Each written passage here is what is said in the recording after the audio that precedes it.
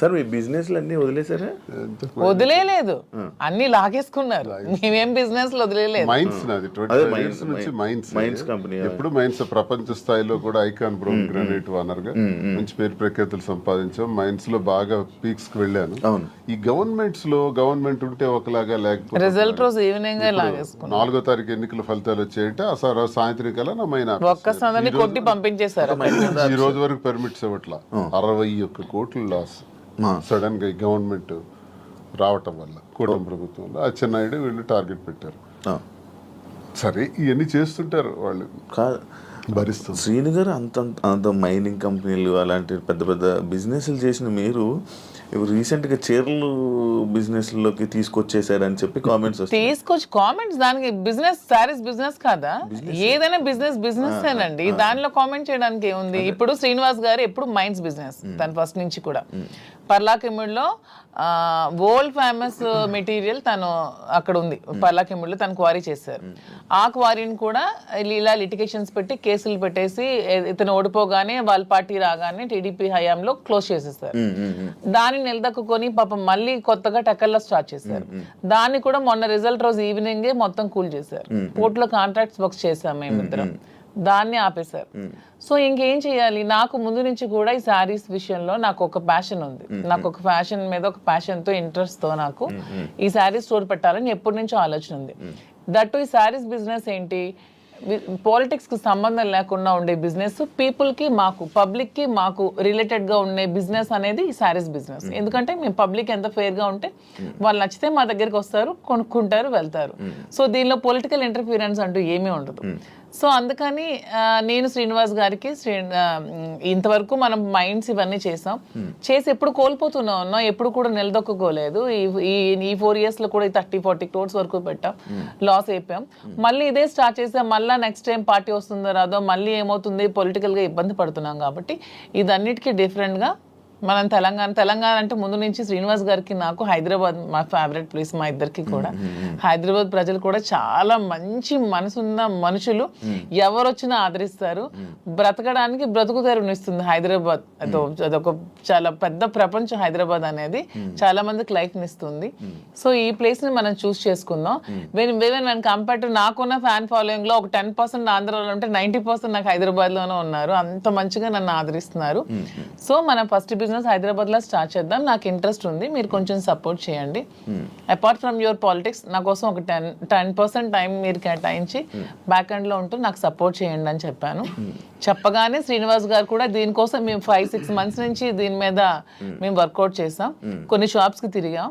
Weavers price కంటే కూడా వీళ్ళు ఎక్కువ ప్రైస్ కి అమ్ముతున్నారు షాప్స్, రిటైలర్స్. అవన్నీ బ్రేక్ డౌన్ చేసి పబ్లిక్కి మనకు గుడ్ రిలేషన్షిప్లా ఉండాలనే ఆలోచనతో డైరెక్ట్గా వీవర్స్ దగ్గరికి వెళ్ళి మాట్లాడి మేమే మగ్గాలు అవి ఏర్పాటు చేసుకొని మేమే మెటీరియల్ ఇస్తూ వీవర్స్ని కూడా బ్రతికిద్దామనే ఆలోచనతో వాళ్ళతో శారీస్ మేమే దగ్గరుండి వీవింగ్ చేయించుకొని ఆ ఓవెన్ శారీస్ని పెట్టి మేము శారీ స్టోర్ పెట్టి ఓపెన్ చేసి ప్రజలందరికీ కూడా క్వాలిటీతో అండ్ తక్కువ ప్రైస్లో ఇద్దామని నిర్ణయించుకొని ఈ శారీ స్టోర్ అనేది ఓపెన్ చేస్తున్నాం. ఫస్ట్ బ్రాంచ్ మదీనాగూడలో స్టార్ట్ చేస్తున్నాం. విత్-in 3 months జూబ్లీ హిల్స్లో స్టార్ట్ చేస్తాం. విత్-in ఇంకొంచెం రోజుల్లో ఇంకొక 4-5 branches కూడా ఎస్టాబ్లిష్ చేయాలన్న ఆలోచనతోనే ఉన్నాం. అంతేగాని శారీస్ బిజినెస్ అనేది తక్కువగా చూడండి, చూడడానికి కాదు. అంటే ఒక మంచి గ్రేట్ లీడర్ శ్రీకాకుళంలో, మంచి దుబారి శ్రీను గారు అంటే మంచి నేమ్ ఉంది. అంత లీడర్లా ఉండేవాళ్ళు. ఆయన నోట్లో నుంచి ఎప్పుడు లైక్ జనాల దగ్గరికి వెళ్ళి అవి ఇవి వినేవాడు. కాకపోతే మైనింగ్ కంపెనీ బిజినెస్ చేసేవారు, ఒక మంచి బిజినెస్ మ్యాన్ అనుకునే వాళ్ళం. కానీ అలాంటి ఆయనతో నోట్లో నుంచి మేము ఇలా శారీ బిజినెస్ చేయబోతున్నాం ఇలా చెప్తుంటుంటే ఎలా ఉండే ఆయన్ని ఎలా చేశారు, ఎలా ఉండే ఆయన ఎలా చేయడం. బిజినెస్ అనేది ఏదైనా బిజినెస్, అది ఏదైనా చిన్న ప్రొడక్ట్ అయినా పెద్ద ప్రొడక్ట్ అయినా బిజినెస్ అనేది బిజినెస్ కింద క్యాలిక్యులేట్ చేయాలి. అది చీర, జాకెట్టా, లేకపోతే ఇంకేంటా అని చూడకూడదు. బిజినెస్. నాకు దీంట్లో ఇంట్రెస్ట్ ఉంది. ఇంతవరకు మైన్స్ లో అతనికి ఇంట్రెస్ట్ ఉంది, మైన్స్ వల్ల కోల్పోయాం. సో నా ఇంట్రెస్ట్ ఒకసారి వచ్చి చూడండి, చేద్దాం. మీకు తనకి ప్రజలే ఇష్టం, తనకి ప్రజాజీవితం ఇష్టం, ఇది కూడా ప్రజలకు లింకప్ అయ్యేది. మా కింద ఒక 100 మంది పనిచేస్తారు. చేస్తారు, మా ప్రజా సంబంధాలు ఇంకొంచెం బాగుంటాయి, ఇంకొంచెం మనకి పీపుల్ తో బాండింగ్ పెరుగుతుంది. వాళ్ళు కూడా మనం తక్కువ ప్రైస్ కి ఇస్తే ఓకే శ్రీనివాస్ గారు మౌనిక దగ్గరికి వస్తే మనకు తక్కువ ప్రైస్ కి శారీ వస్తుందని గుడ్ విల్ మనకు వస్తే చాలు, కోట్లు సంపాదించాల్సిన అవసరం లేదనే ఉద్దేశంతో శారీ స్టోర్ ఓపెన్ చేస్తాం. ఓకే, అంటే ఈ బిజినెస్ కి దువ్వాడ గారు 3-4 కోట్లు ఎంతో ఇచ్చారు, ఆయన డబ్బులు ఇచ్చి ఈ బిజినెస్ కోసం శ్రీనివాస్ గారు ఎవరేమనుకున్నా నాకు అనవసరం. శ్రీనివాస్ గారు అన్ని ఆస్తులు వానికి రాసి ఇచ్చేసి వచ్చేసారు. With empty hands he came out. అక్కడి నుంచి మా లైఫ్ ని మళ్ళీ మేము ప్రారంభించుకున్నాం. దీనికోసం మా పేరెంట్స్ ఇచ్చిన ప్రాపర్టీస్ మాత్రమే నేను సేల్ చేసి బిజినెస్ లో పెడుతున్నాను. అలానే నాది వేరు శ్రీనివాస్ గారు వేరని మాకు లేదు. మీరు అడిగిన క్వశ్చన్ కి ఆన్సర్ చెప్పాం. మా ఇద్దరు తన దగ్గర ఎన్ని కోట్లున్నా నాకు ఇస్తారు. ప్రెసెంట్ లేవు, లాగేసుకున్నారు అందరూ, ఉంటే నాకు ఇస్తారు ఖచ్చితంగా. సో నా దగ్గర ఉన్న ప్రతిదీ అతనిదే. మా ఇద్దరి మధ్యలో నీది నాది అనే తేడా లేదు. అయినా మా ఇద్దరు ఇప్పుడు మొగుడు పల్లాలి. మా ఇద్దరు నాదైనా ఒకటి అతనిదైనా ఒకటి, ఎవరికి సంబంధం లేదు. ఎవరు డబ్బులు పెడితే మీకేంటి ప్రాబ్లం? మీ బిజినెస్ చేస్తున్నావా, మంచి ప్రొడక్ట్ అందిస్తున్నావా అనేది మీరు చూడండి.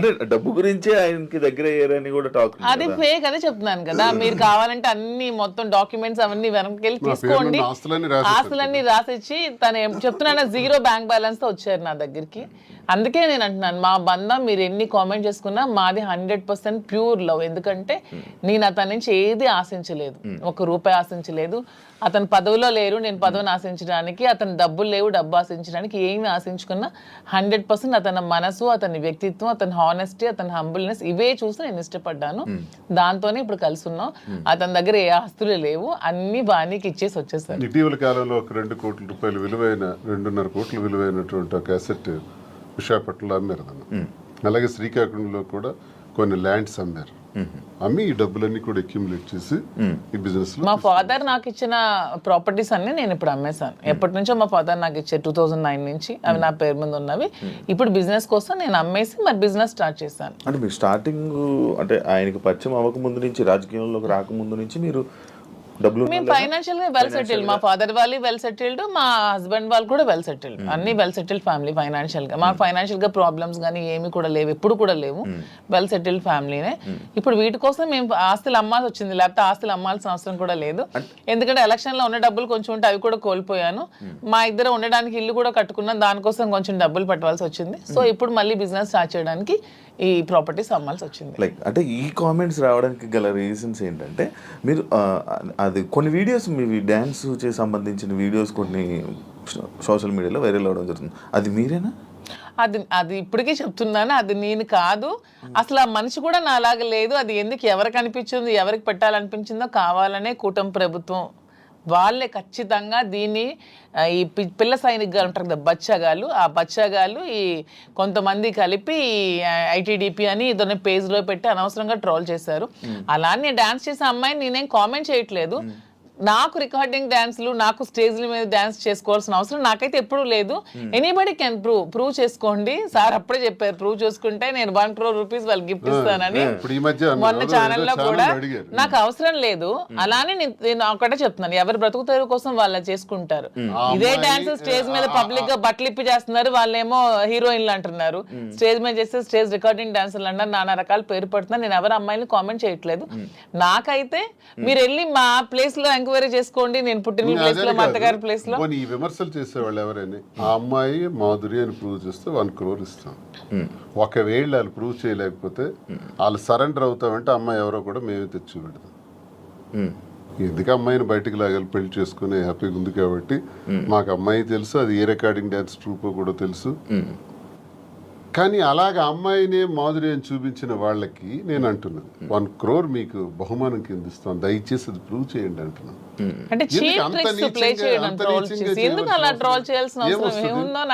అలా చేస్తే ఏమొస్తుంది? అంటే ఇప్పుడు మాధురికి నాకు మేము ఒక మనసుతో ఉన్నాం కదా, మరి అలా చేస్తే ఏమొస్తుంది మీకు? ఎవడా చేసేవాడు? రికార్డింగ్ డాన్స్ చేసే అమ్మాయిని పెళ్లి చేసుకో, రికార్డింగ్ డాన్స్ అమ్మాయిని డోవర్స్ని పెళ్లి చేసుకుని నీకేంటి నొప్పి? పెట్టినోడికి ఏంటి నొప్పి? అలాగైతే మీరు డాన్స్ చేసి మీరే నొప్పుకున్నట్టు. నేను కాదు కదా, నేను కాదు, నేను కాదు, నేను ఒప్పుకోవడానికి ఆ అమ్మాయి నేను కాదు, నేనైతే నిజంగా నేను ఒప్పుకుంటాను. ఉదాహరణకి ఐఎమ్ వెరీ చెప్తున్నా. బోల్డ్ అండ్ స్ట్రైట్ ఫార్వర్డ్, నేను ఒప్పుకుంటాను. If it is me I will agree. నేనే అదా, నేను డాన్స్ చేసిన వీడియోస్ చాలా ఉన్నాయి, నేను పెట్టుకుంటున్నాను కదా, నేను చేసి నేనే పెట్టుకుంటాను. నేను అది కానప్పుడు నేను ఎలా ఒప్పుకుంటాను? అలానే అదే అంటున్నాను, ఒకవేళ డాన్స్ చేసిన అమ్మాయినే దువ్వాసం చేసుకుంటే మీకేంటి పెయిన్? ఆ అమ్మాయి మాత్రం ఆ అమ్మాయి కాదా, ఆడపిల్ల కాదా? ఎందుకు అంత ట్రోల్ చేయాల్సిన అవసరం ఏముంది, అంత నెగిటివిటీ స్ప్రెడ్ చేయాల్సిన అవసరం ఏముందని అడుగుతున్నాను నేను. ఒకవేళ ఆ అమ్మాయే మాధురి అని ప్రూవ్ చేయాలనుకుంటే 1 crore బహుమతి ఇస్తాం, తీసుకురండి అంటున్నాం. ఎవరైతే వచ్చారో వాళ్ళకి.